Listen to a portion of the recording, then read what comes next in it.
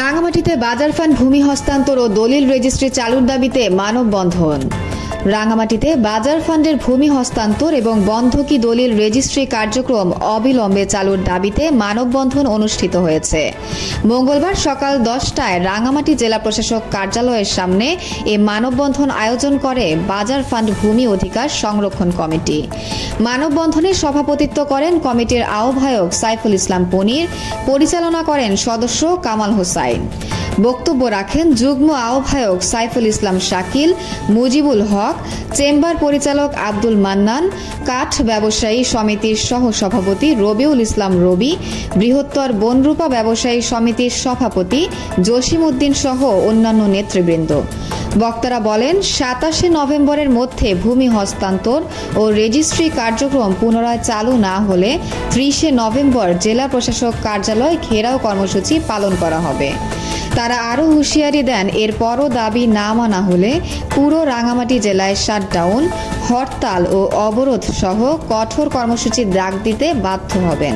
মহুয়া জান্নাত মনি, রাঙামাটি, সময় সংবাদ। বিস্তারিত দেখুন ভিডিওতে। প্রথম কর্মসূচির মাধ্যমে এই সরকারকে জানিয়ে দিতে চাই, প্রশাসনকে জানিয়ে দিতে চাই, এটা মাত্র শুরু হওয়া একটি আন্দোলন, মাত্র প্রাথমিক কর্মসূচি।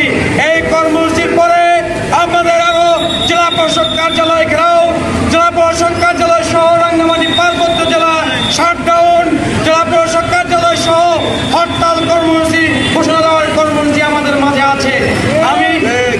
আমি জেলা প্রশাসকের মাধ্যমে আজকে প্রশাসনের মাধ্যমে সর্বক্ষেত্রে জানিয়ে দিতে চাই, আগামী 27 তারিখের মধ্যে, আগামী 27শে নভেম্বরের মধ্যে যদি আমাদের এই বাজার ফান্ডের ভূমি হস্তান্তর এবং বন্ধকি দলিল রেজিস্ট্রি কার্যক্রম পূর্বের ন্যায় চালু করা না হয়, তবে আগামী 30শে নভেম্বর জেলা প্রশাসক কার্যালয় ঘেরাও করা হবে।